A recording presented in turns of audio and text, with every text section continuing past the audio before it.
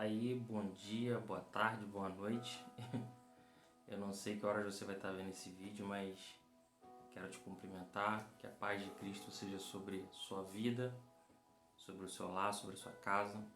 Meu nome é Moisés, estou aqui do canal Garimpando as Escrituras para compartilhar uma palavra de Deus com você. E eu espero que essa palavra possa falar ao seu coração, assim como falou ao meu, tá? Essa palavra tem a ver com o cuidado, o carinho, o amor que Deus tem por nós e como Ele cuida de nós, como Ele nos protege de todas as coisas que acontecem. A gente vive no mundo material, mas existe um mundo espiritual e existe uma guerra que acontece, que Paulo narra um pouco dessa guerra lá em Efésios, no capítulo 6, você pode ler na sua Bíblia lá, depois dar uma conferida. E Paulo diz que essa guerra ela não é contra a carne ou sangue, mas contra essas forças espirituais nas regiões celestiais. E muitas vezes a gente percebe que alguns cristãos têm algum receio, algum medo quando se trata desse assunto. E eu queria trazer aqui uma palavra para deixar claro para você que Deus ele é o nosso protetor. É Deus quem guerreia as nossas guerras e Ele é o nosso protetor. Por mais que o inimigo tenha algum poder, Deus, o nosso Pai, sim, Ele tem todo o poder. E a palavra dele nos garante, a palavra dele nos confirma que Ele nos guarda, Ele nos protege, Ele tem cuidado de nós, e Ele tem nos comissionado e nos chamado a nos posicionar nessa batalha, nessa guerra espiritual. Satanás, o inimigo das nossas almas, ele não consegue ganhar de Deus. Então ele direciona a sua força, as suas estratégias, as suas ciladas, as suas investidas para atingir aqueles que foram criados à imagem e semelhança de Deus. Ele tenta atingir a você, a mim, a nossa família, aos nossos amigos, aos nossos irmãos. Ele tenta de alguma forma trazer destruição para as nossas vidas. Mas como eu te falei, você não deve temê-lo, você não deve ter medo dele, pelo contrário, nós devemos temer ao Senhor, o nosso Deus. Esse sim tem todo o poder e Ele é poderoso para nos guardar e nos proteger de todo o mal. E Ele nos comissiona, Ele nos chama a nos posicionarmos nessa guerra com as armas espirituais que Ele tem nos dado. E essas armas não são difíceis, não são pesadas.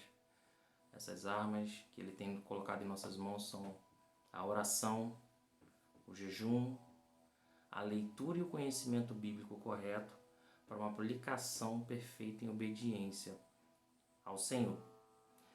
E aí eu queria te convidar a abrir sua Bíblia lá em 1 Pedro, no capítulo 5, no versículo 8. Acompanha comigo aí. Está escrito assim: sejam sóbrios e vigilantes.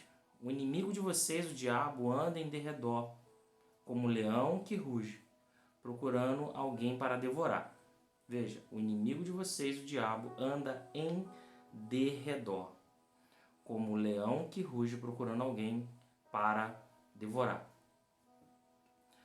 Pedro escreve aqui na sua carta, na sua epístola, e deixa claro que o inimigo das nossas almas, o diabo, ele está ao derredor de nós. E por que ele está ao derredor e não ao nosso redor? Porque a Bíblia é muito clara também em dizer que Deus nos guarda e nos protege. Deus está ao nosso redor. Por exemplo, Salmo 34, versículo 7 diz assim: o anjo do Senhor acampa-se ao redor dos que o temem e os livra. Vou repetir. O anjo do Senhor acampa-se ao redor dos que o temem e os livra. Satanás está ao derredor porque ao nosso redor existe o anjo do Senhor. Existem anjos do Senhor nos guardando e nos protegendo no meio dessa guerra que nossos olhos não conseguem ver. Se você ainda for lá, por exemplo, também ainda dentro do livro de Salmos e lá no número 91, é um salmo que é muito conhecido e você chega em algumas casas e as pessoas deixam até inclusive a Bíblia aberta, né? Uma espécie de um misticismo gospel. Mas o texto ele é muito claro na proteção que o Senhor tem com aqueles que o temem, com aqueles que andam em obediência à palavra dele. Veja o que diz aqui. Salmo 91 diz: aquele que habita no abrigo do Altíssimo e descansa à sombra do Todo-Poderoso, pode dizer ao Senhor: Tu és o meu refúgio e a minha fortaleza, o meu Deus em quem confio. Ele o livrará. Veja, o salmista deixa muito claro. Ele o livrará do laço, da armadilha do caçador e do veneno mortal. Ele o cobrirá com as suas penas e sobre as suas asas você encontrará refúgio, a proteção e a refúgio do Senhor sobre a vida daqueles que o temem, daqueles que escolhem habitar no abrigo do Altíssimo e descansar à sombra do Todo-Poderoso, do Onipotente Senhor. A fidelidade dele será o seu escudo protetor. Você não temerá o pavor da noite, nem a flecha que voa de dia, nem peste que se move sorrateiramente nas trevas, nem praga que devasta ao meio-dia. 1000 poderão cair ao seu lado, 10.000 à sua direita, mas nada o atingirá. Se você fizer do Altíssimo o seu abrigo, veja, o salmista deixa muito claro, se você fizer do Altíssimo o seu abrigo, do Senhor o seu refúgio, nenhum mal o atingirá, desgraça alguma chegará à sua tenda, porque aos seus anjos ele dará ordem a seu respeito, para que o protejam em todos os seus caminhos.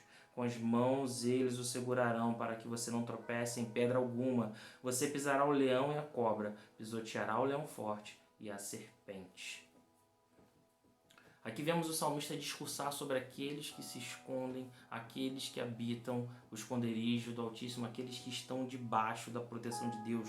E no versículo 7 do capítulo do número 34, do Salmo número 34, o salmista também diz que o anjo do Senhor acampa ao redor daquele que o teme, né? Daqueles que temem a Deus, daqueles que por o temer, por o amar, andam em obediência e amor a Ele, a sua palavra. Existe proteção sobre a vida deles. A palavra de Deus, ela é real, ela é fiel, ela é verdadeira. O Senhor tem compromisso com a sua palavra. Então tudo aquilo que Ele escreveu na sua palavra sobre mim, sobre você, se cumpre e se cumprirá.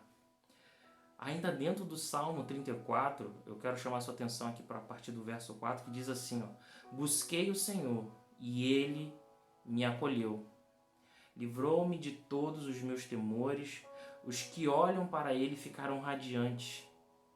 O rosto dele jamais se cobrirá de vexame. Veja, o salmista buscou a Deus e Ele o acolheu. Livrou ele de todos os temores deles. E ele deixa muito claro que aqueles que olham para Ele, que olham para Deus, que buscam o Senhor, o seu rosto fica radiante, fica feliz, porque você encontra abrigo, você encontra solução, e Deus o guarda, e essa pessoa não passará vexame, ela não vai ficar vendida na história.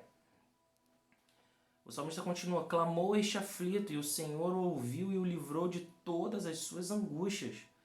E aí vem o versículo 7 de novo, o anjo do Senhor acampa-se ao redor do que os temem e os livra. E o salmista te convida a provem e vejam que o Senhor é bom, bem-aventurado é o que nele se refugia. Temam o Senhor vocês, os que são os seus santos, pois nada falta aos que o temem. Existe uma guerra. O inimigo ele tem sede. Ele tem sede de você, ele tem sede da sua família, ele quer te destruir. Ele não está feliz, ele está condenado, ele está perdido. Ele quer arrastar o máximo de gente possível com ele para onde ele vai, para o destino eterno dele, que é o lago de fogo.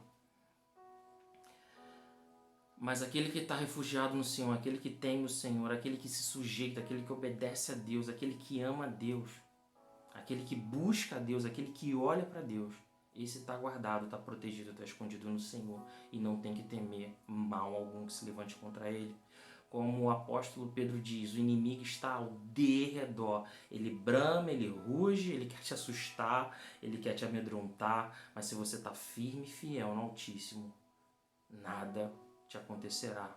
Porque Deus te protege, Ele tem compromisso com a palavra dEle. Ele é fiel em cumprir a palavra dEle. Não se deixa abalar.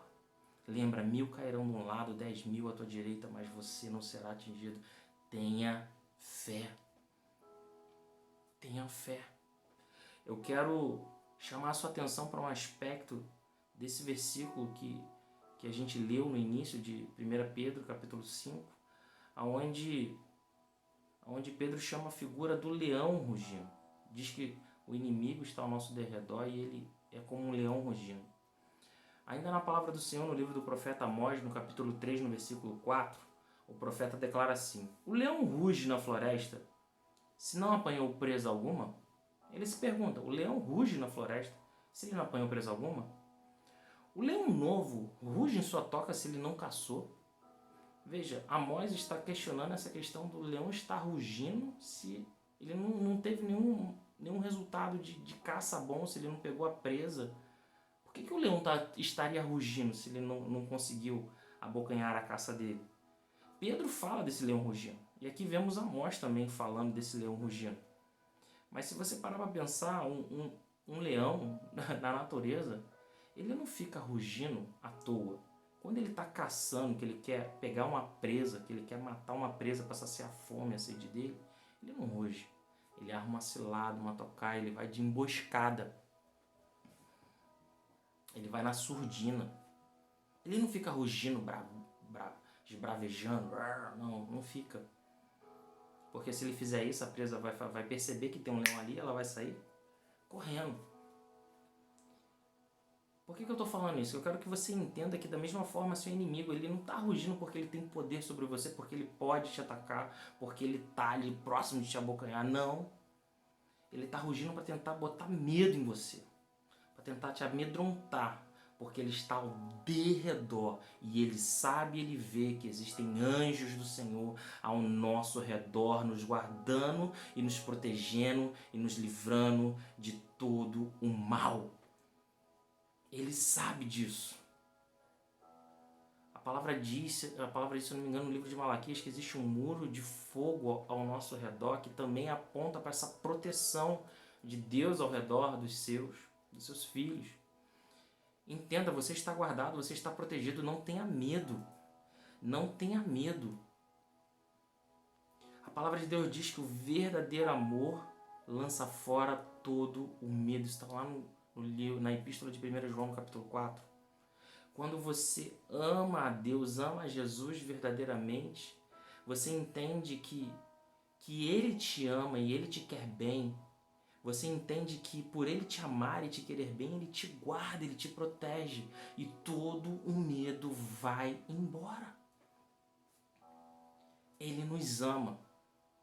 Ele nos ama e quer que nós andemos de acordo com a palavra dele, porque a palavra dele diz que a vontade de Deus ela é boa, agradável e perfeita em nossas vidas. E se a gente andar de acordo com essa palavra, nós vamos ser felizes em tudo aquilo que fizermos.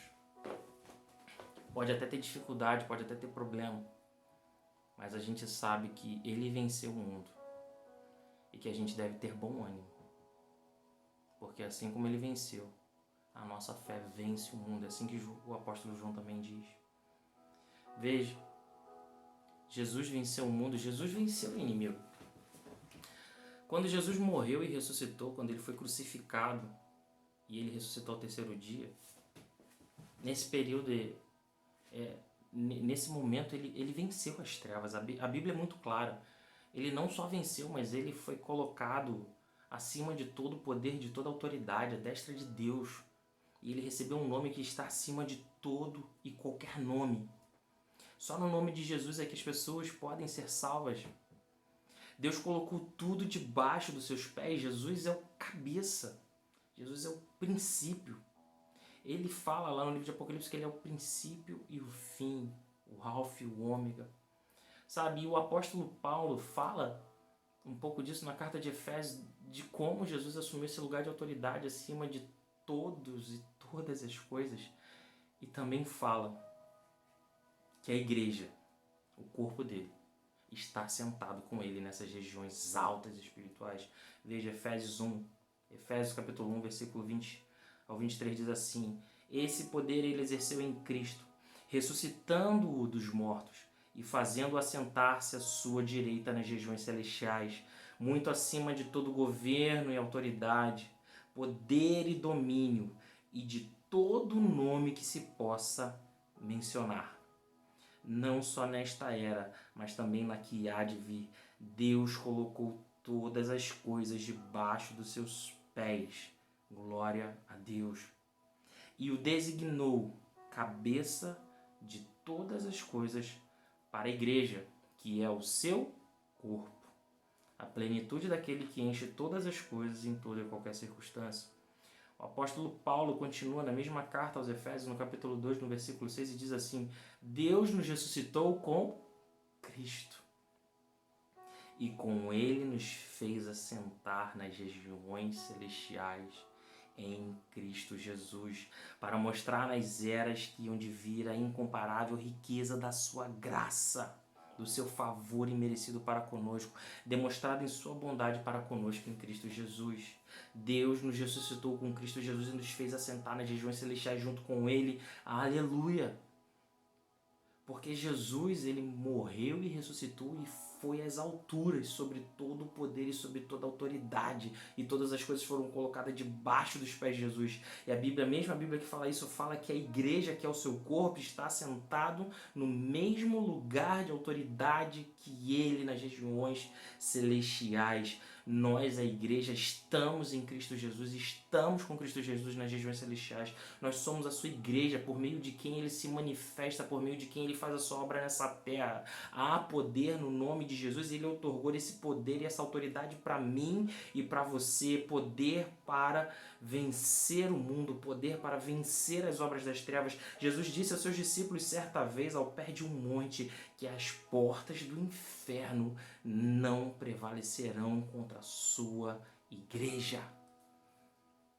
Existe a igreja sim no coletivo e no universal, mas você individualmente é a igreja de Cristo. E essa autoridade está sobre você, essa autoridade está sobre a sua vida. Deus não só te guarda, Deus não só te protege, mas Ele também te capacitou e te deu autoridade em Cristo Jesus para você vencer. Veja, certa vez Jesus enviou os 12 em missão. E ao enviar os 12, a Bíblia diz lá em Lucas, no capítulo 9, 1 e 2, fala assim: tendo Jesus convocado os 12, deu-lhes poder e autoridade sobre todos os demônios e para curar as doenças, também os enviou a pregar o reino de Deus e a curar os enfermos. Após isso, Jesus envia 70 discípulos. E isso está registrado lá em Lucas 10, no versículo 18, veja. Diz assim: Jesus lhes disse: eu via Satanás caindo do céu como um relâmpago. Eis que eu dei a vocês autoridade para pisar em cobras e escorpiões e sobre todo o poder do inimigo, e nada, absolutamente nada, lhe causará dano.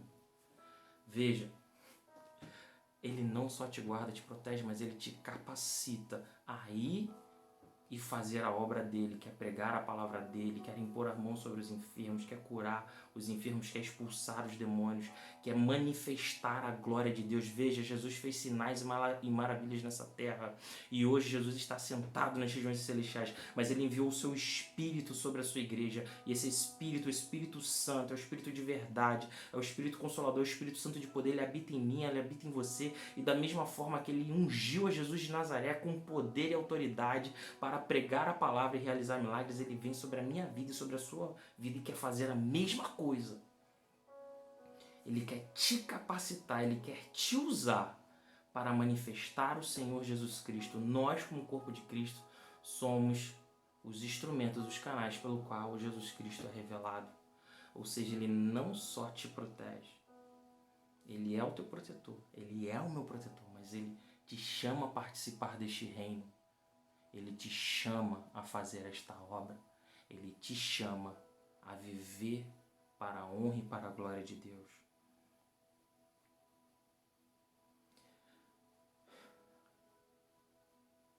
Nós somos filhos de Deus.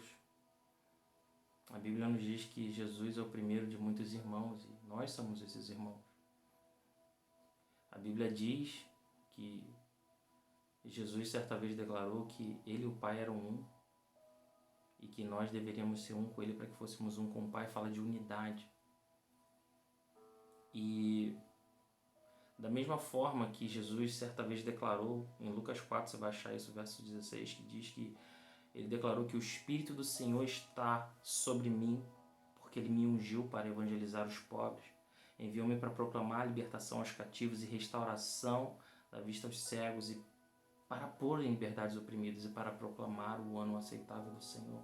Da mesma forma que o Espírito de Deus estava sobre Jesus Cristo, ele está sobre a sua vida, está sobre a minha vida. Há anjos acampados ao seu redor, e o Espírito de Deus vive dentro de você. Maior é o que está em nós do que o que está no mundo. Então não tenha medo, mas se aposse da verdade, da palavra de Deus, e viva por esta palavra. João 15, verso 16 diz assim: não foi vocês que me escolheram, pelo contrário, eu os escolhi e os designei para que vão e deem fruto, e fruto de vocês que permaneça, a fim de que tudo que pedirem ao Pai em meu nome, Ele lhes conceda. Veja, Jesus te escolheu. Ele não só te escolheu, mas Ele te designou para você ir e dar fruto, para você ir e fazer a obra, para você ir e pregar o ano aceitável do Senhor. Ele te designou. Ele te deu uma missão. Ele nos deu uma missão. E eu estou aqui para compartilhar isso com vocês. E para finalizar, eu gostaria de trazer a questão do aspecto que Pedro declara lá: resistam-lhe firmes na fé. Resistir firme na fé. Na sequência do versículo 8 de 1 Pedro capítulo 5, versículo 9, diz assim: resistam-lhe firmes na fé.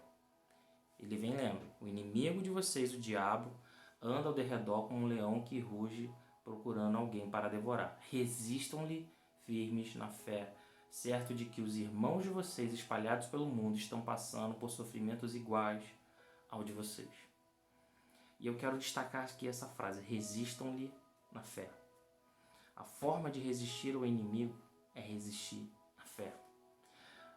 Mas fé é muito mais do que dizer que você acredita, de que você crê. Fé vai muito além disso. Fé é uma palavra pequenininha na língua portuguesa. Também não é muito grande no grego, onde foi escrito esse versículo.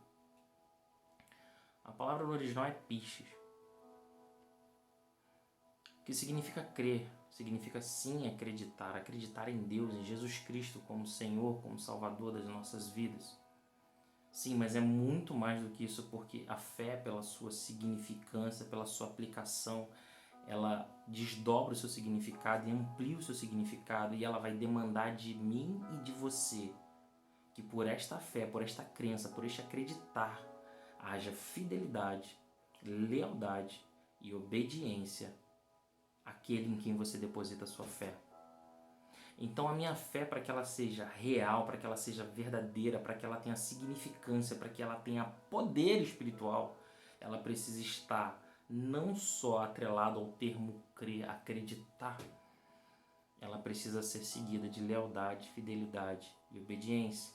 Ela precisa ter obras, atitudes. Como o apóstolo Tiago escreve, uma fé precisa me levar a ter obras, ela precisa resultar em alguma coisa. A forma de ser externado vem por meio das obras. E quando a gente pensa em toda essa amplitude do conceito de fé, não é simplesmente você acreditar, ela vai exigir que você seja fiel, que você seja leal e obediente ao Senhor Jesus. Uma vez eu meditando sobre isso, o Senhor me deu uma frase, e a frase é essa: uma fé sem fidelidade, sem lealdade, sem obediência a Deus e a sua palavra não passa de uma crença vã e sem nenhum poder espiritual. A nossa fé, ela precisa ser real e verdadeira em toda a sua significância, amplitude e aplicação. Então a minha fé, ela precisa demandar de mim, fazer com que eu haja em relação ao Senhor Jesus, em relação a Deus Pai e a sua palavra, em fidelidade, em lealdade e obediência. Então eu preciso conhecer a palavra de Deus. Eu preciso conhecer o que ela diz para mim ser, para mim fazer, para mim não fazer. Eu preciso entender, conhecer e aplicá-la no meu dia a dia. Como o salmista diz, lâmpada para os meus pés e luz para o meu caminho é a tua palavra. Como o salmista diz, escondi a tua palavra no meu coração para não pecar contra ti.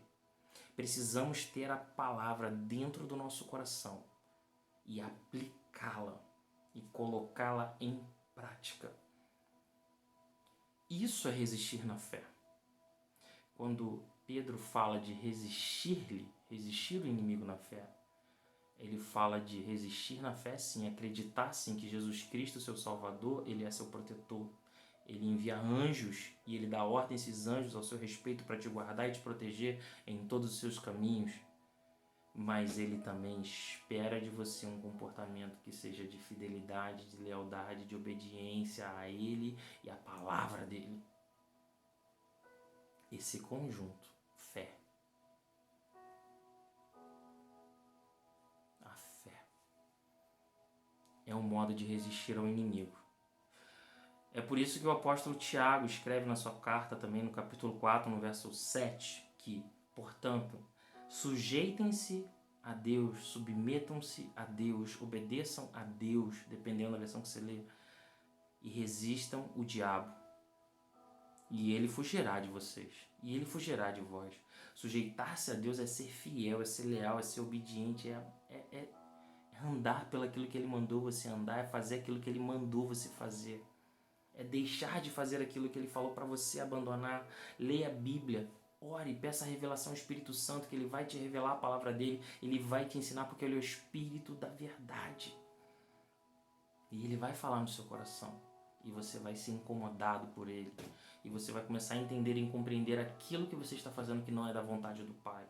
E quando você começar a deixar de fazer aquilo que não é vontade do Pai e começar a viver a vontade do Pai, que é boa, agradável e perfeita para a sua vida, você vai estar resistindo ao inimigo.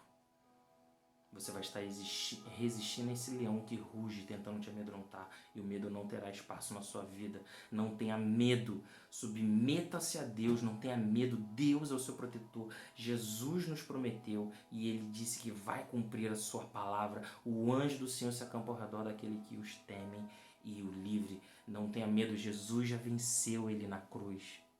E ele se assentou nas regiões celestiais, nos lugares mais altos. E eu e você, Igreja de Cristo Jesus, seu corpo, estamos assentados com ele nessa região de autoridade. E há poder no nome de Jesus, e há autoridade sobre a sua vida, há poder do Espírito Santo sobre você. Permaneça fiel.